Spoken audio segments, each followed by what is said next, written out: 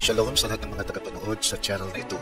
Ang pitak na ito ay bago na pinamagatang Karunungan sa Biblia sa loob ng 2 minuto. Bahagi ng pitak na ito ay gagawin din nating short, kaya't magsimula na tayo. Magkaiba ba ang tukoy na panahon o dispensation para sa Hudyo at Hintil? Ang pinakasimple at madaling unawain na kahulugan ng tukoy na panahon o dispensation ay panahon na itinalaga o pinili ng Diyos para makitungo sa tao at sa katuparan niya ang kanyang layunin. Kaya't ang sagot ay oo, magkaiba. Dahil ang pakikitungo ng Diyos sa Israel ay bilang bayan at sa pamamagitan ng kanyang lingkod na mga propeta. Ngunit sa mga Hintil ay individual.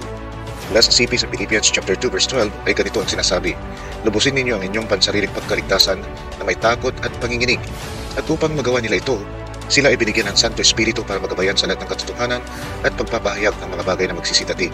Ito ay ayon naman sa John chapter 16 verse 13.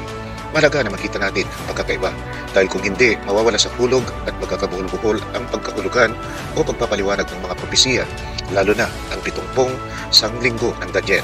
Ano naman ang umpisa at katapusan ng dispensasyon ng mga Hudyo at ng mga Hintil? Abangan ang susunod na kabanata at pagpalain tayong lahat ng Panginoong Kristo Jesus.